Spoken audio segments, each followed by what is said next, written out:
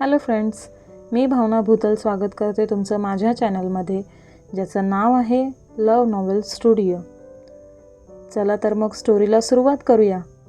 पण त्याआधी चॅनलला सबस्क्राईब केलं नसेल तर सबस्क्राईब करा आणि बेल आयकॉनवरती क्लिक करा. कथेचं नाव आहे ताल, एक राजनैतिक बंधन. लेखिका भावना भूतल, व्हिडिओ एडिटर सोनाली जाधव. भाग 68. सॅगी, तिने त्याला आवाज दिला. संग्रामच्या चेहऱ्यावर काहीच भाव नव्हते. एखाद्या पुतळ्याप्रमाणे तो तिला बघत होता. तिने थरथरता हात त्याच्यापर्यंत नेला. त्याच्या शरीराचा स्पर्श तिला जाणवू लागला. संग्राम खरंच आलाय ह्याची खात्री तिला झाली. खूप वेळ ती त्याच्याकडे आणि तो तिच्याकडे बघतच होते. आता मात्र अंजलीला राहावलं नाही. त्याच्या मिठीत ती शिरली आणि रडू लागली. तिच्या केसांवरून प्रेमाने हात फिरवत तो तिला शांत करण्याचा प्रयत्न करू लागला. आता पुढे. मी नाही जगू शकत तुझ्याशिवाय, पण मला तुझ्या राजकारणाची भीती वाटते. मी जेव्हा तुझ्या प्रेमात पडली होती तेव्हा तुझा आणि राजकारणाचा काहीही संबंध नव्हता, पण जसा तू त्यात घुसला तू माझ्यापासून लांब होत गेलायस. तुझ्यावर होणारे जीवघेणे हल्ले मला मरणयात्रेतून मला नेत होते. चिमणी पोटात राहिल्यावर मला चांगलं वाटावं, मी टेन्शन कमी घ्यावं म्हणून तू ते सोडलं होतंस, पण पूर्णपणे तू सोडलंच नाहीस. अजूनही तेच आहे तुझं. पूर्णपणे बदलून टाकलं त्याने तुला. प्रेमाने तर तुला कधी बोलताच येत नाही. मी म्हणजे फक्त मीच. हाच तुझा अहंकार आपल्यातील सगळं संपवून गेला. माझ्या चिमणीला लांब केलं माझ्यापासून. तुला माझ्यापासून लांब घेऊन गेला. तरीही एवढं सगळं घडून तू काल रात्री मला येऊन तेच सांगतोयस की मी राजकारण सोडणार नाही. म्हणजे तुला ती गोष्ट अजूनही महत्त्वाची आहे जी तुला माझ्यापासून लांब नेते. एक वेळ तुला ती गोष्ट मिळाली तरी चालेल, पण तुला मी नकोय असं आहे तुझं. अंजली तिच्या मनात जे सुरू आहे ते सगळं संग्रामला बोलून मोकळी होत होती. असं तुला वाटतंय. तू प्रत्येक वेळी स्वतःचं मत ठरवून मोकळे होतेस, पण समोरच्याच्या मनात तसं काहीच नसतं. आम्हाला चिमणी आणि तुझ्याशिवाय जास्त महत्त्वाचं असं काहीच नव्हतं, संग्राम म्हणाला.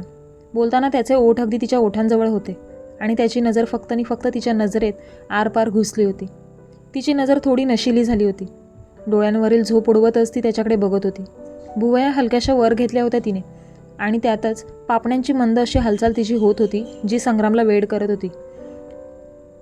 तिच्यासोबत बोलत असताना त्याने तिच्या खांद्यावरून टॉप थोडा खाली खेचला.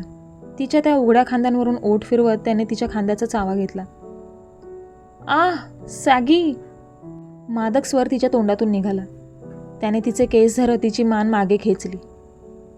औच, हलकीशी कळ तिच्या डोक्यात जाणवली.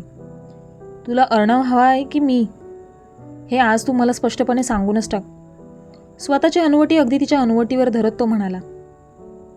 तो सॅगी जो राजकारणात घुसण्याआधी मला भेटलाय तो हवाय मला, अंजली म्हणाली. आम्हाला आमच्या प्रोफेशनपासून वेगळं नको करूस, संग्राम तिच्या ओठांवर दाब देतच म्हणाला. तिने जमेल त्या ताकदीनिशीर त्याला मागे ढकललं. आज मी नाही फसणार. तुला मी हवी असेल तर तुला तुझं राजकारण सोडावं लागेल, अंजली त्याला स्पष्टपणेच म्हणाली. स्वतःचा उघडा खांदा तिने झाकला. संग्रामने तिचा पाय पकडत तिला स्वतःजवळ ओढलं. तू पुन्हा तेच बोलतेस? नको आम्हाला राग देऊस, तिच्या पायावर ओठ फिरवतच तो म्हणाला. राजकारण आणि संग्राम म्हणजे पाण्यात विरघळलेली साखर, ज्याला एकमेकांपासून विलग करणं कठीण आहे. स्वतःचे ओठ तिच्या पायांवरून फिरवत तो तसाच हळूहळू वर येऊ लागला. त्याच्या अशा वागण्याने तिचं अंग अगदी शहारून निघत होतं. एकतर नुकत्याच घेतलेल्या झोपेच्या गोळीने तिला स्वतःला सावरणं कठीण झालं होतं. संग्रामकडे राजकारण सोड म्हणून तिचा हट्ट अजूनही सुरू होता, पण एकदा जी गोष्ट संग्रामने ठरवली त्यापासून तो मागे होणारातला नव्हता. अंजलीला बेडवर आडवं पाडत तो तिच्यावर आला. दोन्ही हात ती दोघांमध्ये आणणार त्याआधीच त्याने तिचे ते हात पकडले. राजकारण हे प्रत्येक क्षेत्रात असतं. एक डॉक्टर असून तू स्वतःसुद्धा राजकारणच खेळतेस. पेशंट स्वतःजवळ येण्यासाठी तुला कॉम्पिटिटर असणाऱ्या इतर डॉक्टरांना मागे टाकण्यासाठी तू सुद्धा प्रयत्न करत असतेस ना. मोठमोठ्या कंपन्या असो किंवा गल्लोगल्ली वडापावची गाडी टाकून बसलेला धंदेवाला असो, राजकारणाचा वंश प्रत्येक क्षेत्रात वावरत असतो. ज्याच्यासोबत लग्न करायची स्वप्न रंगवतेस तो सुद्धा तेच करतोय. मग तू फक्त आम्हालाच का अडवतेस, संग्रामने विचारलं. अंजली काहीतरी प्रत्युत्तर देईल असं संग्रामला वाटलं, पण ती मात्र पापण्यांची मंद हालचाल करत त्याच्याकडे बघत होती. तिच्या मानेभोवती ओठ फिरवत तो तिच्या डोळ्यांवरील झोप उडवण्याचा प्रयत्न करत होता. ती सुद्धा जमेल तशी झोप उडवून संग्रामला साथ देत होती. दुसऱ्या दिवशी सकाळी 9 वाजता दरवाजावर ठकठक झाली. संग्रामची नशा अजूनही अंजलीवर होती. अंजली, वडिलांनी आवाज दिला तसं अंग ताणतच ती उठली. उठून उभी राहणार तसं तिचं स्वतःकडे लक्ष गेलं. अंगावर कपडेच नव्हते. घाबरतच तिने स्वतःभोवती चादर गुंडाळली. खोलीत संग्राम आहे का ती पाहू लागली, पण तो तिला दिसलाच नाही. कालसारखंच तो निघून गेला असं तिला वाटलं आणि तो खरंच निघून गेला होता. वडिलांची दरवाजावर पुन्हा थाप पडली. खाली अस्ताव्यस्त अवस्थेत पडलेले कपडे तिने उचलले. त्याच कपड्यांनी स्वतःचं शरीर तिने झाकलं आणि दरवाजा उघडला. दरवाजा उघडायला एवढा वेळ? तिच्या वडिलांनी विचारलं. अंजली पुन्हा बेडवर येऊन आडवी झाली आणि म्हणाली, झोपलेली. हे काय आहे? तिच्या वडिलांनी प्रश्न केला. तिच्या वडिलांनी केलेल्या प्रश्नाने ती थोडीशी घाबरली. सॅगी काहीतरी विसरून गेलाय का? हा प्रश्न तिने स्वतःच्या मनाला केला. घाबरतच वडिलांच्या दिशेने पाहिले. त्यांच्या हातात ते पिवळ्या गोळ्यांचे पॅकेट होतं ज्यातून अंजली एक गोळी घेतली होती. ते बघून तिने सुटकेचा श्वास सोडला. झोप येत नव्हती म्हणून गोळी घेतली, अंजली उत्तरली. तू पटकन रेडी हो, आपण निघतो इथून. मद्रासला जावं लागतंय. तुझी मावशी थोडी सिरियस आहे, अंजलीचे वडील म्हणाले. अंजली ताड करून बेडवर उठून बसली. काय झालं मावशीला? तिने घाबरतच विचारलं. अटॅक येऊन गेलाय. तुझ्या भावाने आपल्याला कळवलं नाही. घरी सोडलंय तिला, पण तिला तुला भेटावंसं वाटतंय. आपण भेटून येऊयात. तासाभराने फ्लाईट आहे. तू लवकर रेडी हो, मी तुझी बॅग भरून ठेवतो, अंजलीचे वडील तिला म्हणाले. मावशीसाठी अंजली खूप इमोशनल होती. लहानाचं मोठं खरं तर तिनेच केलं होतं तिला. लहानपणीच आई गेली त्यामुळे मावशीचा लळा तिला होता. मावशीबद्दल असं काही ऐकून तिचे डोळे पाणावले. पटकन तयार होऊन ती वडिलांसोबत घराबाहेर पडली. एअरपोर्टवर पोचण्यापर्यंत तिचं डोळ्यातून येणारं पाणी थांबण्याचं काही नाव घेत नव्हतं. वारंवार स्वतःच्या भावाला कॉल लावून मावशीबद्दल ती विचारपूस करत होती. तू ये आणि स्वतःच्या डोळ्याने बघ, एवढंच तिचा भाऊ तिला बोलत होता.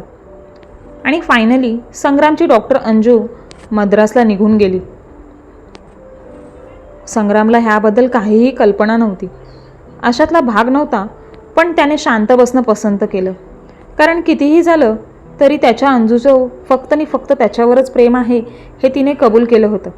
ज्या गोष्टीपासून ती संग्रामला लांब राहायला सांगत होती, तिचे वडील आणि तिचा होणारा नवरा अर्णव रेड्डी तिला त्यातच अडकवत होते. इथे आद्याची नेहमीप्रमाणे राजच्या मागे शाळेसाठी पळापळ सुरू होती. राज! संग्राम मोठ्यानेच ओरडला. तसा राज जागीच थांबला. संग्राम रागातच त्याच्याजवळ आला.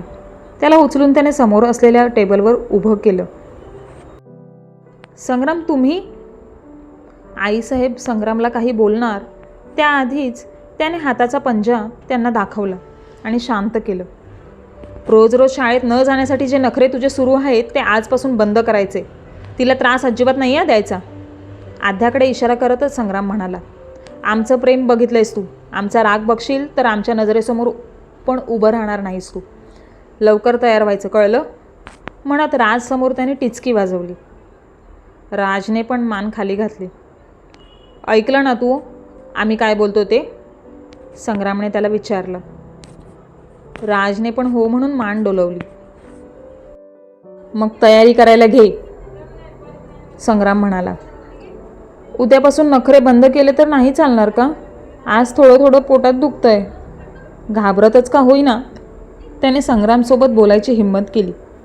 संग्राम नजरेत राग आणतच त्याच्याकडे बघू लागला होता. चुकून बोललो, स्वतःची चाफेकळी दातात धरून ती चावतच त्याने त्याला म्हटलं. राज, लवकर तयार हो, आध्या त्याला म्हणाली. राजने लगेच तिच्याजवळ उडी मारली. तोंड पाडतच आध्याकडून तयारी करून तो घेत होता, पण नजर मात्र संग्रामवर होती, जो त्याच्या चिमणीला तेल लावून मसाज करण्यात व्यस्त होता. आज त्याला त्याचे मोठे पप्पा थोडे वेगळेच वाटत होते. डब्यात पराठा दिलाय, नीट संपवायचा, राजच्या गळ्यात पाण्याची बॉटल अडकवतच ती म्हणाली. राजची अनुवटी बोटात धरत तिने त्याचं तोंड वर केलं आणि ती त्याचे केस विंचरू लागली. पण राजने तिचा हात झटकला आणि पुन्हा संग्रामकडे पाहिलं. राजची तयारी करून झाली हे बघून आध्याने स्वतःची तयारी करायला घेतली. राज संग्रामजवळ आला. संग्रामने रागभरी नजर त्याच्यावर टाकली. राजने त्याला गोड स्मित दिलं, पण संग्राम काही विरघळला नाही. त्याने ती रागभरी नजर त्याच्यावरून हटवली आणि गप्पपणे छकोलीच्या पायाची मसाज करू लागला. राज थोडा आणखीन त्याच्याजवळ सरकला. तसं संग्रामने पुन्हा एक कटाक्ष त्याच्यावर टाकला. राजचं नक्की काय चाललं त्याला कळत नव्हतं. त्याने जशी नजर छकुलीच्या पायाजवळ फिरवली तसं राज पुन्हा थोडं संग्रामजवळ सरकला. काय हवंय? संग्रामने रागात विचारलं. राजने काहीही न बोलता त्याच्या गालावर ओठ टेकवले आणि त्याला स्मित दिलं. आता मात्र संग्राम पूर्णपणेच विरघळला. हलकेच राजच्या गालावर मारत तो हसला.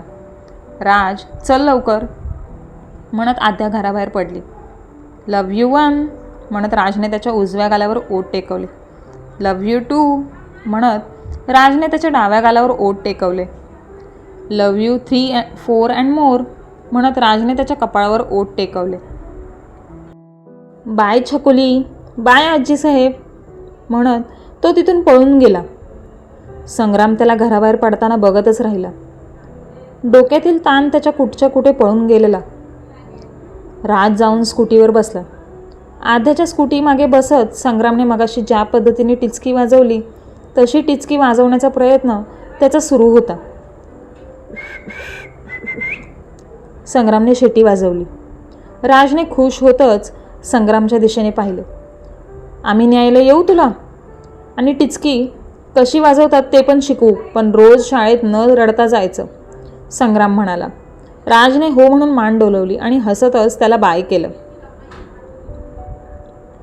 छकुलीला मसाज देऊन होताच तो सरळ हॉस्पिटलमध्ये निघून आला आणि नेहमीप्रमाणे डॉक्टर श्रद्धासोबत त्याची भेट झाली. त्या दिवशी सिनियरकडून ओरडा पडला म्हणून डॉक्टर श्रद्धा त्याला जाब विचारणार होती, पण संग्रामने तिला बघून न बघितल्यासारखं केलं आणि सरळ आत निघून आला. सम्राटची बडबड बाहेर ऐकू येत होती. दरवाजा उघडून संग्राम आत आला तर सम्राटने मोबाईलमध्ये मॅच लावली होती आणि ती मॅच बघण्यात दोघेही बिझी होते. संग्रामाला ह्याकडे दोघांचंही लक्ष नव्हतं. 6 सम्राट मोठ्यानेच ओरडला. संग्रामने मागून येऊन जोरातच सम्राटच्या डोक्यात टपली मारली. सम्राट डोकं चोळतच संग्रामकडे पाहू लागला. ICU आहे की स्टेडियम? बाहेरपर्यंत आवाज येतोय तुझा. हार्ट पेशंट आहे तो, जरा तरी अक्कल आहे का नाही? संग्रामने रागभरी नजर दाखवतच सम्राटला विचारलं. सम्राटने सीडसमोर ठेवलेला मोबाईल हातात घेतला आणि तो बंद करायला जाणार तोच सीड म्हणाला, थांब. संग्रामने डोळे मोठे ठेवतच सीडकडे पाहिले. आज सीडच्या प्रकृतीत भरपूर बदल झाला होता. एक शब्द त्याच्या तोंडून संग्रामने ऐकला होता. डोळे मोठे ठेवतच त्याने सम्राटकडे पाहिले. थोडं थोडं बोलतोय तो काल रात्रीपासून, सम्राट त्याला म्हणाला. चांगली गोष्ट आहे, मग मला जे बोलायचं आहे ते मी बोलून घेतो ह्याच्याशी म्हणत संग्राम टेबल घेऊन सीडजवळ बसला. मनात खूप काही ठरवून तो आलेला. ते बोलून झाल्यावर पुन्हा त्या हॉस्पिटलमध्ये यायचं नाही असं त्याचं ठरलं होतं. क्रमशः काय बोलायचं असेल संग्रामला? अंजलीची मावशी खरंच आजारी आहे की हा अर्णव रेड्डीचा प्लॅन आहे? काय होईल पुढे कळेल पुढील भागात. धन्यवाद.